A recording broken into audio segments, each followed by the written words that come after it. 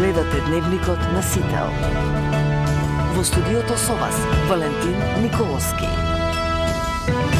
Почитувани гледачи, добро вечер. Во централниот Дневник на Сител ќе гледате.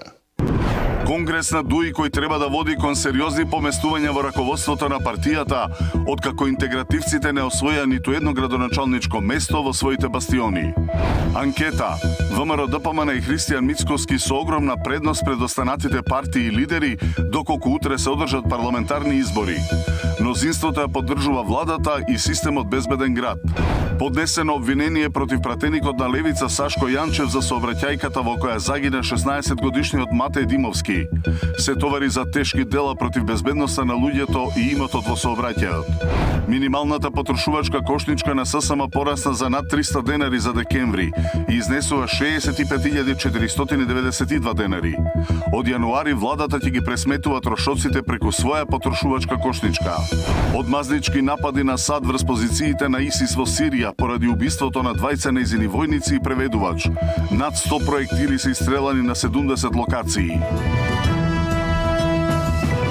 А во тема на денот со Тамара Котевска, режисерката на Медена земја и приказната за Силјан.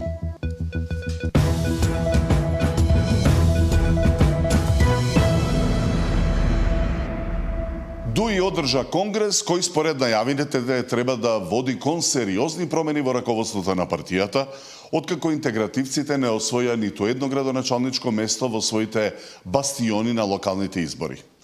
Но по затворениот дел од конгресот, неофицијално од партиски извори, повторно се избрани стари кадри, како Арбер Адеми е избран за генерален секретар, а за подпредседатели на партијата се избрани Фатон Ахмети, Бујар Османи, Еркан Арифи, Арбана Пашоли и Арта Билали Зендели. Од конгресот произлегоа барања за целосно менување на општествениот систем во земјава, почнувајќи со избор на влада со Бадантер. Али Ахмети повторно е избран за председател на ДУИ. Како единствен кандидат на петиот конгрес, 737 делегати му е дадоа довербата во нов мандат да ја води партијата. За него конгресот е нова фаза во внатрешното функционирање на партијата и значаен момент за државата. Испорача барање со кој одлучувањето по Бадантер ќе се спроведува секаде, па дури и избор на влада. Предлагаме секој нов состав на владата да ја добие довербата во собранието, не само со мнозинство од вкупниот број на пратеници, туку и со мнозинството од пратениците кои ги представуваат немнозинските заедници. Ова ќе овозможи владата да ужива двоен легитимитет и реално да ги представува сите заедници. Второ, примена на Бадантеровиот принцип во Уставниот суд. Законите усвоени со двојно мнозинство во собранието, врз основа на Бадантер, не смеат да бидат поништени од Уставниот суд без двојно мнозинство и во рамките на судскиот состав. Трето, продлабочување на децентрализација и локалната самоуправа. Најави нов национален договор за напредок и побара целосен ветинг со меѓународен надзор за сите носители на јавни функции во последните 34 години. Поддршка за законот од ДУИ за ветинг со меѓународна супервизија како гаранција за праведност. Истрага за сите функционери во последните 34 години, министри, директори, суди, полиција, обвинители, верификација на проверка на имото и потеклото на имото за секој јавен функционер. На конгресот беа усвоени 4 резолуции како 4-годишна визија за напредок, а се однесуваат на зајакнување на унитарниот карактер на државата, владење на правото, независно судство и враќање на довербата во институции, резолуција за национален договор за напредок и одржлив развој на државата и за европска интеграција. Ивана Соколовиќ, Најдова, Сител телевизија. Доколку следната недела има парламентарни избори, за владачката ВМРО-ДПМН ќе гласаат 26% од граѓаните наспроти 9,6% за опозицијската СДСМ, покажува последната анкета на ИПИС. Мицкоски со огромна предност пред Ахмети и Филипче како политичар со најголема доверба. Мнозинството испитаници имаат позитивно мислење за работата на владата, а системот безбеден град го поддржуваат 75% од нив. Премиерот Мицкоски ужива најголема доверба. Тој има дури 5 пати повисок рейтинг од лидерот на СДСМ. Најновото истражување на ИПИС покажува дека 27,3% од анкетираните имаат најголема доверба во Христијан Мицкоски, додека во Венко Филипче веруваат 5,1%. Али Ахмети е лидерот од албанскиот политички блок, кому најмногу веруваат со 9%, додека останатите лидери на партии во коалицијата Влен имаат по 2 до 3,5% доверба. Доколку следната недела се одржат парламентарни избори, најмногу граѓани би гласале за владеачката ВМРО-ДПМН. На ова прашање најголем процент 26 одговориле за ВМРО-ДПМН, за СДСМ се изјасниле 9,6, за коалицијата ДУИ 8,9, за коалицијата Влен 8,2%. Анкетираните биле прашани какво е нивното мислење за работата на владата, на што позитивно одговориле 26,1, а негативно 23,4%. Во принцип ќе објавиме повторно истражување напролет, стандардно како што го правиме тоа изминативе години, тогаш ќе може да направиме компарација колку всушност ова реформа која што ја прави СДСМ со промена на, би рекол, целокупното највисоко раководство ќе вроди со плод. Односно тогаш ќе може да се спореди дали евентуално има некое зголемување на довербата. Додека овие резултати само го потврдија она што и граѓаните нели го кажаа на денот на изборите, кога гласа за советничките листи, односно за партиските советнички листи. Анкетата е опфатила една од моментално најактуелните теми за Safe City системот. Целосно го поддржуваат 69,3% од анкетираните. До некаде го поддржуваат 12,6%. Воопшто не го поддржуваат овој проект 7,5%. Опозицијската партија оваа анкета ја оцени како чист пропаганден потек на власта која доживува драматичен пад на довербата во владата. Сега, кога на сите им е јасно дека ВМРО-ДПМН подготвува избори напролет, а мигранти во јуни, тие веќе немаат ниту трошка поддршка од последните избори. По воведувањето на забраната на слободата на говор и објавувањето на вистината за криминалните тендери, ДПМН е во слободен пат. Кога веќе прават вакви анкети, веројатно испитаниците се жители на Белата палата. Можеле барем да излезат пред сопствената зграда и да постават едно вистинско прашање во анкетата, а можеби и го направиле. Од ВМРО-ДПМН ги повикаа да организираат протести против просрпските ставови на Заев.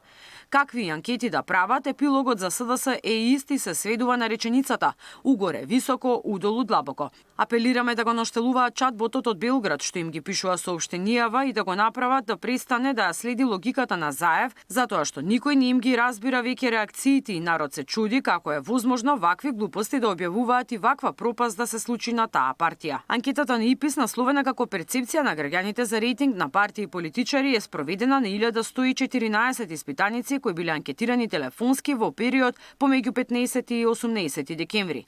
Истражувањето е реализирано со користење на случаен примерок во кој се запазени демографските специфики на населението, полова структура, старосни групи, степен на образование и етничка припадност. Миријана Давидовска, Сител, телевизија.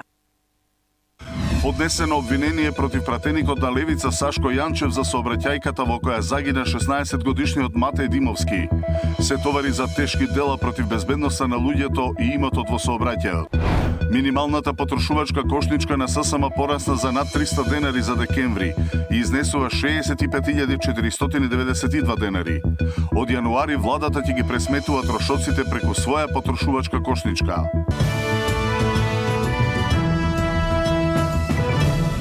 Обвинителството поднесе обвинение против пратеникот на Левица Сашко Јанчев за сообраќајката во која загина 16-годишниот Матеј Димовски. Тој пак ја обвини власта дека ја злоупотребувала ситуацијата, но и дека на пратеничкиот имунитет нема да се повика. Дополнително што имунитетот во овој случај не се однесува на кривична одговорност. Обвинителството поднесе обвинение против пратеникот на Левица Сашко Јанчев за сообраќајката во која загина 16-годишниот Матеј Димовски. Се товари за тешки дела против безбедноста на луѓето и имотот во сообраќајот. Според обвинителството, Јанчев, додека управувал со автомобилот Hyundai Tucson, не се придржувал на прописите и со тоа го загрозил јавниот сообраќај и го довел во опасност животот и телото на луѓето. Тој непрописно свртел со возилото без да се увери дека тоа може да го направи без да ги загрози вози другите учесници во сообраќајот. Во тој момент во возилото удрил мотор Јејинг без регистарски ознаки и без вградени светлосни уреди со кои управувал 16-годишниот Матеј Димовски. Јавниот обвинител увидел дека Матеј кој го возел моторот не поседувал возачка дозвола. Ниту тој, ниту неговата сопатничка не носеле заштитни кациги. Како резултат на повредите здобиени при несреќата, 16-годишникот почина, а неговата 13-годишна сопатничка беше потешко повредена. По денешното обвинение Јанчев за прв пат се огласи за сообраќајката на социјалните мрежи. Најпрво жал ми е за се што се случи таа вечер. Не поминува ден да не помислам на ова. Веднаш после настанот пружив помош и повикав помош. Направив се што можеше да се направи. Морам да забележам дека брза помош чекавме цели 50 минути, пишува Јанчев на Facebook. И обвини власта дека ја злоупотребувала ситуацијата, но и дека на имунитет нема да се повика. Јас на имунитет ниту сум се повикал, ниту ми паднало на памет да се повикам. Дополнително од власта убаво знаат дека имунитетот во случајов не се однесува на кривична одговорност. Пратеник може да има имунитет и пак кривично да одговара. И сето ова се прави без осет затоа што во приказната не сум само јас, има и настрадани и еден куп потресени, стои во објавата на Јанчев.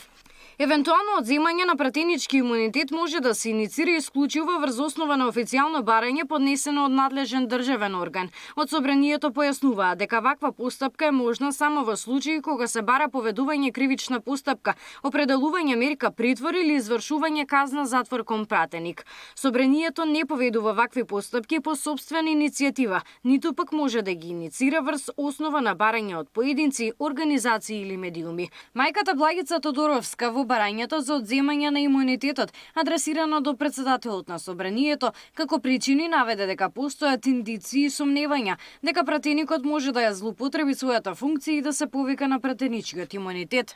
Гаши барањето на мајката го проследил до Комисијата за деловнички и мандатно-имунитетни прашања, но и до самиот пратеник Јанчев во согласно со начелата за транспарентност и целосно информирање. Габриела Лескова, Сител телевизија. Роднините на 63-цата загинати во пожарот во дискотеката Пулс по 34 пат излегоа на Кочанските улици. Гневни се зашто правдата доцни, институциите молчат, а лица за кои има докази дека сносат одговорност за трагедијата не се предмет на истрага. На постапувањето по службена должност за намерувањето и безбедностни прописи и дозволување на незаконско функционирање на кривичното релевантни действија, особено кога нивната последица е загуба на човечки животи, законот мора да важи за сите. И за униформата, и за функцијата, и за позицијата. Униформата и функцијата не смеат да бидат штит од одговорност. Селективната правда не е правда. Одобликувањето не е случајност. Нашето барање е јасно и легитимно. Проширување на истрагата, утврдување на индивидуална одговорност и јавно образложение зошто одредени лица досега не се опфатени со постапката. Нема да дозволиме вистината да се закупа заедно со нашите деца. Правдата што доцни е неправда, а неправдата за 63 изгубени животи е недозволива. Грипот и натаму се шири, а најмногу ги погодува најмладите и хронично болните. Маглата пак и загадениот воздух во Скопје кој вечерва е на 11-тото место во светски рамки по загаден воздух, но и во другите градови дополнително придонесуваат за ширење на грипот. 5 деца со потврден грип се хоспитализирани на клиниката за детски болести. Педиатрите велат дека најмалите се најмногу на удар, а оние кои развиле компликации мораат да бидат под болнички надзор. На клиниката неделно имаат 4 до 5 случаи со сезонскиот вирус. Во последниот период доаѓаат повеќе деца со симптоми на грип и состојби слични на грип. Неголем дел од нив се полесна симптоматологија, но секако има и деца, особено доенчиња, кои развиваат и компликации во смисла на додно-респираторен инфект и тие се примаат за болнички третман, пневмонија или бронхиолит. Добиваат соодветен третман и најголем дел, мислам, за среќа завршуваат добро. Од почетокот на сезоната до сега со грип и заболувања слични на вирусот има 998 случаи, од кои 126 се од минатата недела. Како што објавено во извештајот на Институтот за јавно здравје, најмногу заболени има во Гостивар и Куманово. И додека кај нас според бројките не сме ниту во сезоната на грип, Во соседна Србија и Хрватска, но и други европски земји, има драстично зголемување на заболени и хоспитализирани. Проблем на здравствените системи е новата варијанта на AH3N2, која според пишувањата има потешка клиничка слика. Лекарите предупредуваат на предстојните новогодишни и божитни празници, кога може да дојде до ширење на вирусот. Тоа што најбитно е помалку контакти, избегнување собири, особено во места каде има лица кои имаат симптоми на грип. Освен прославите, ризик фактор според докторите е и загадувањето. И денеска Скопје, која осамна во магла, е втор најзагаден град во Европа. Скопјани се гушат од екстремно загадениот воздух, а тоа повторно беше повод за политички препукувања. Од опозицијската СДСМ вела дека граѓаните на главниот град дишат отров, а надлежните не инвестираат во мерки за почист воздух. По методите на Вучик и Груевски, Христијан Мицкоски ги лаже граѓаните дека воздухот бил почист од Виена, велат од СДСМ. Од ВМРО ДПМН им вратија да не користат стари изјави на премиерот. Не знаеме зошто не ја употребуваат и изјавата на Заев, дека ќе донесе живот и воздух за сите, како и тоа дека Аеро ќе го исчисти воздухот, велат од партијата на власт. Сања Димитровска, Сител телевизија. Сега време за убави вести во тема на денот со режисерката на документарните филмови Приказната за Силјан и Медена земја. Тамара, добро вечер. Добро вечер. Се прилагоди? Пробувам. Во Скопје? Се обидно. Добре. Иако Приказната за Силјан имаше некако голем публицитет, па би рекол и поголем од тој на за Медена земја, кој влезе во номинација за Оскарите, нели? Во две категории овој пат не успеавте. Дали сте разочарани? Па прво да кажеме дека не успеавме на вистина срамота, бидејќи успехот на овој филм е огромен. Пред да влезе на кампањата за Оскари, овој филм влезе на Венеција. При тоа направен е без буџет, доби буџет во текот на подоцна во текот на снимањето, меѓутоа е целосно направен како независен филм, така и започнат, и за таков филм, за таков документарец да стигна толку далеко, јас сум навистина горда и повеќе од тоа. Мала според беше со Медена земја во однос на тоа до каде отиде со номинациите за Оскар. Па да, меѓутоа сметам дека номинации не се единствената категорија по која што треба да го вреднуваме еден филм, иако драго ми е што публиката кај нас го следеше тоа интензивно и нормално дека се развива толкав публицитет, бидејќи не секој ден се случува тоа од така мала земја.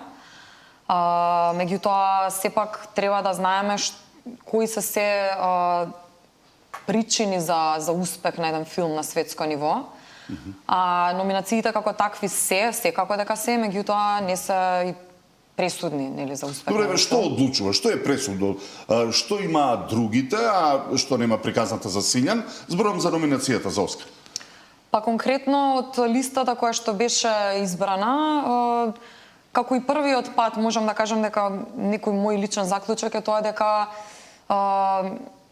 кампањата за Оскари е со огромно америчко влијание и најчесто влегуваат теми кои што се или од американски автори или многу блиски до нивната моментална политика и или штаркот да беше во Америка.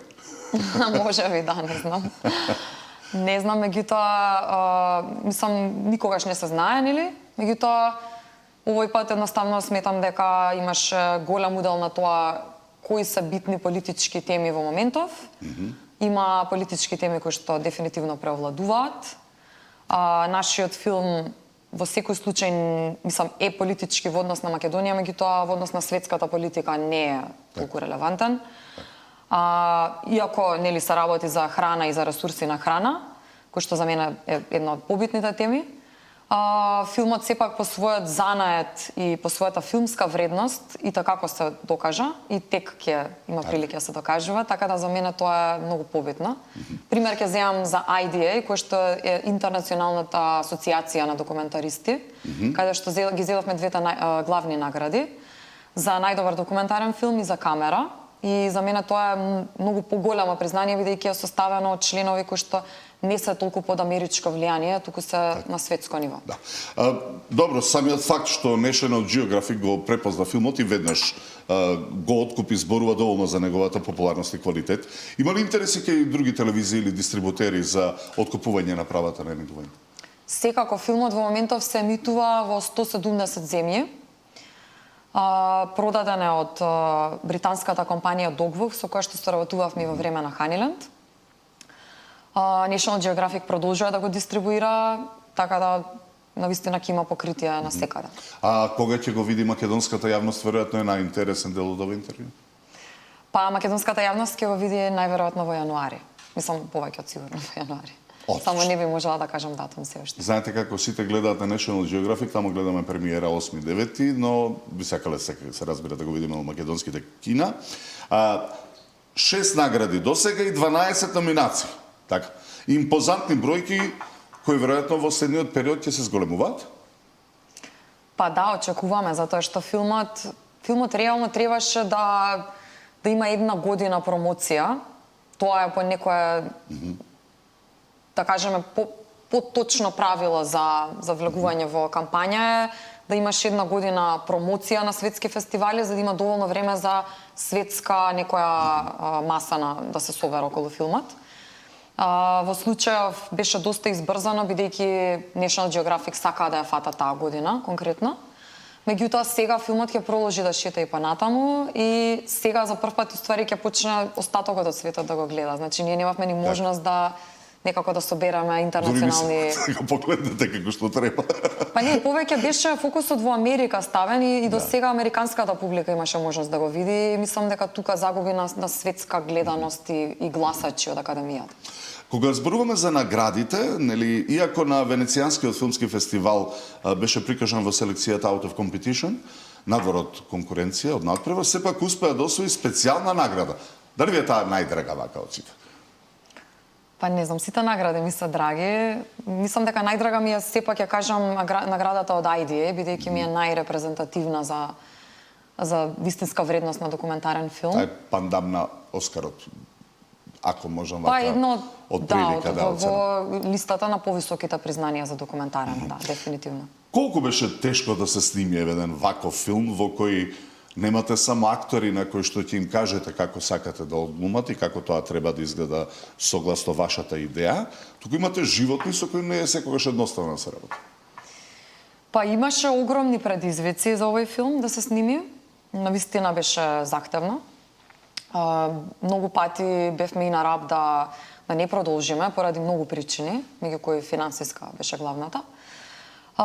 Но беше една прекрасна авантура, навистина прекрасна авантура. Јас многу сакам да работам теренски, значи на такви диви места со луѓе кои што немаат врска со филм, но се многу отворени за таков тип на авантури, како што е во случајот на Медена земја и сега.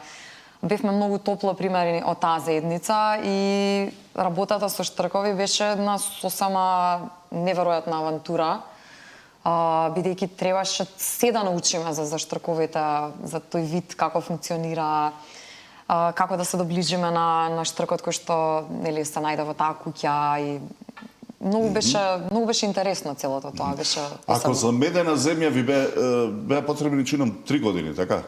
За снимање? Па 3-4 години. 3-4 години. Колку време беше потребно за снимање на приказната за Силјан и во какви услови снимавте се, ако се исклучи финансискиот проблем, се разбира? Снимавме 3 години и мислам паралелно снимање и монтажа. И или живеевме во куќата на протагонистите, или патувавме со мало комбен за што го модифициравме како трейлер, со кревет, со шкафови со кујна и со тоа го користавме најчесто кога одевме во некои недопрени предели кај што беа штрковите, немаше логистика за да спиеме таму, немаше хотели. Импозантни се оние слики, не знам како се снимани, со која техника, од дрон или не, одеднаш да успеете да најдете 4-5 штркови да ги сликате. Човек да се позамисли дали се работи за вештачка интелигенција или на вистин кадар снима со камера?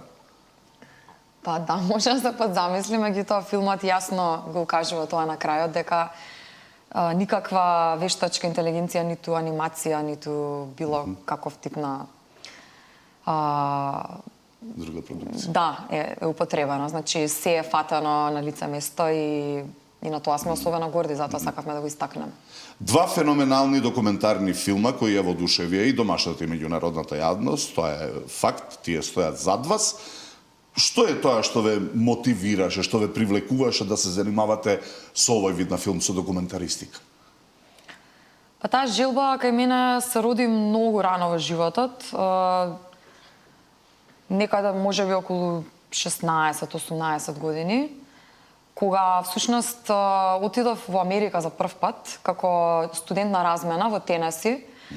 И таму за прв пат имав можност да гледам многу документарци кои што ги учевме всушност во тоа училиште, во американското.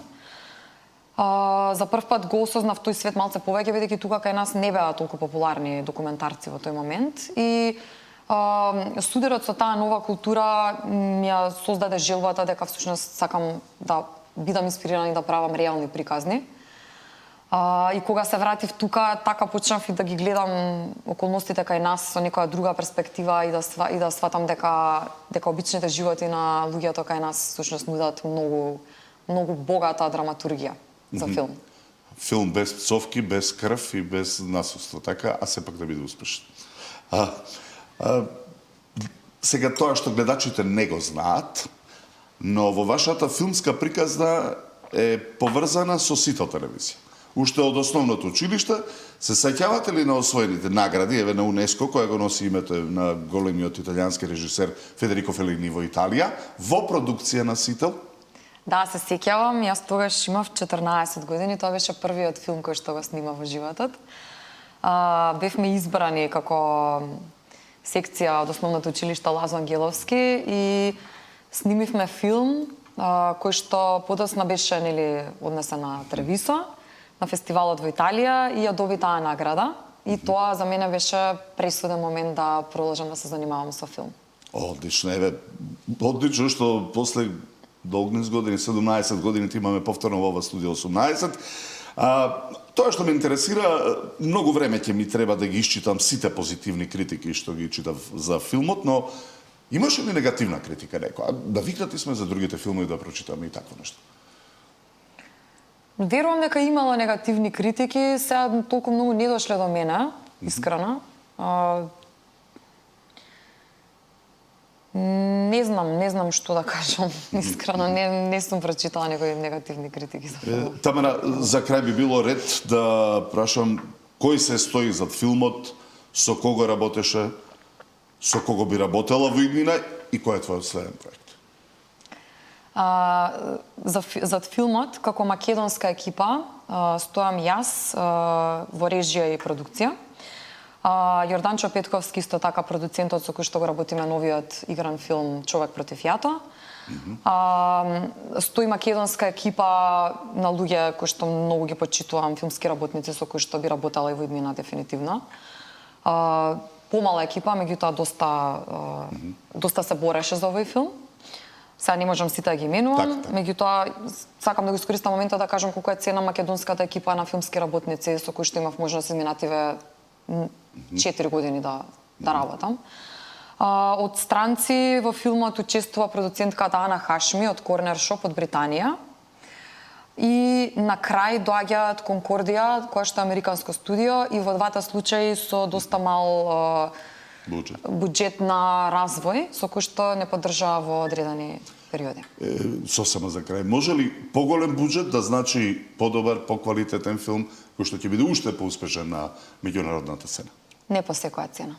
Мора да признам дека не. Тоа ми се покаже и сега и во оваа кампања, меѓутоа и во Франција, каде што зедовме награда за Човек против јато, повторно видов дека земјите кои што во моментов имаат можеби најдобар економски статус, всушност и немаа што да кажат, без разлика колку финанси имаат и немаа некои добри теми да понудат. Тамара, на крај би останува приказната што почела на некој начин, директно или индиректно со Сител, да ти посекам да продолжи, да не само да се номинираш или да добиеш номинации за Оскар, што и рековме не е толку многу важно, Ти посакувам успешни проекти кои што на крајот на криштата ќе донесат и прв Оскар за македонската кинематографија. Благодарам и сакам уште едно благодарам да кажам до Агенцијата за филм на Република Македонија, која што ја поддржа кампањата за Оскарите и која што навистина беше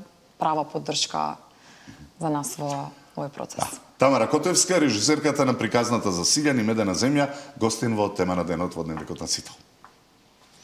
Минималната потрошувачка кошничка на ССМ порасна за над 300 денари за декември и изнесува 65.492 денари. Од јануари владата ќе ги пресметува трошоците преку своја потрошувачка кошничка. Од мазнички напади на САД врз позициите на ИСИС во Сирија поради убиството на двајца нејзини војници и преведувач.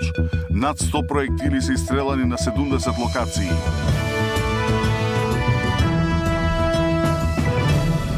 Минималната потрошувачка кошничка за 4-члено семејство која пресметува ССМ порасна за над 300 денари во декември.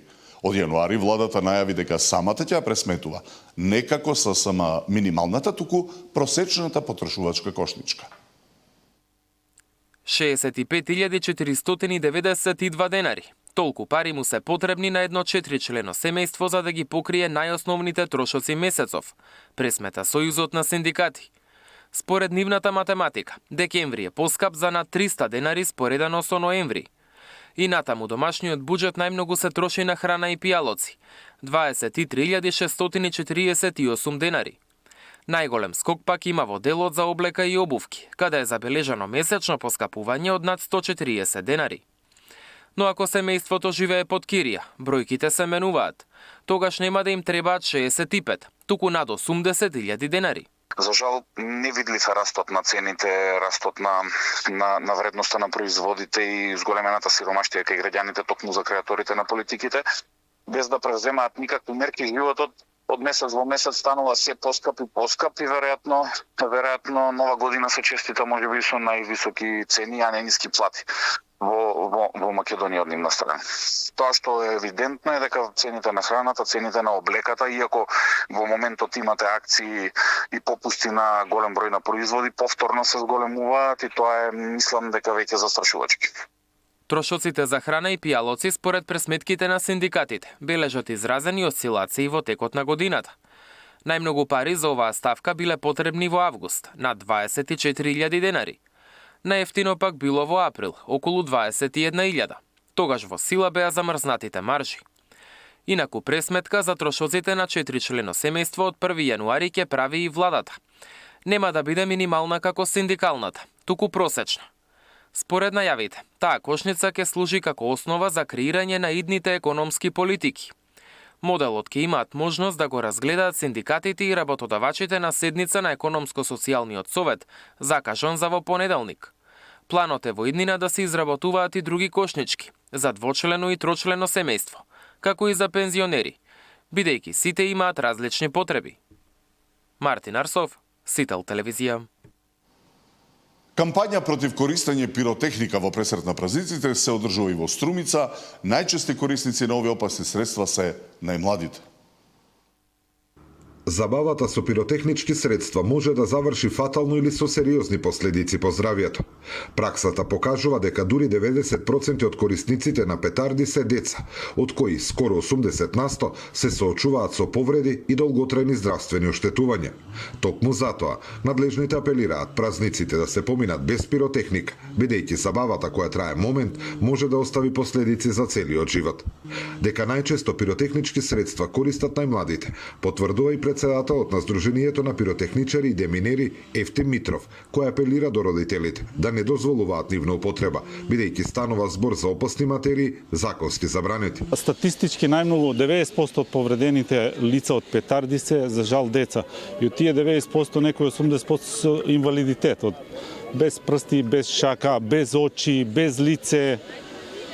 Ги повикувам првенствено родителите и децата да се воздржат од користење на пиротехнички средства, бидејќи тие спаѓаат во опасни материи И од нив не може да имате благодет, само може да имате штета. Со цел практично да се прикажат ризиците, СВР Струмица, во соработка со Црвениот крст, организираше симулацијска вежба, на која граѓаните имаа можност да видат какви последици може да предизвика невнимателната употреба на пиротехника. Со оваа вежба сакаме да покажеме на младите дека пиротехничките средства не се играчка и дека повредите од нив може да бидат фатални. Сакам да кажам, да апелирам до сите млади и возрастни, било кој возраст, да не користат никаков пиротехнички средства, бидејќи се многу штетни и за нас, и за природата, и за животните, посебно за самиот тој што ги користи тие пиротехнички средства, дека може многу да се повредат. Вежбата е дел од кампањата Сигурни празници без употреба на пиротехника, која покрај вежбите опфаќа и серија работилници и едукативни предавања за учениците, каде се објаснуваат штетните последици од употребата на пиротехника и казнените одредби поврзани со нивната набавка. СВР Струмица апелира до граѓаните да се воздржат од употреба на пиротехника не само поради санкции, туку пред се за личната безбедност, со што ќе придонесат за празнична атмосфера без ризици. Зоран Ѓорѓиев за Сител телевизија.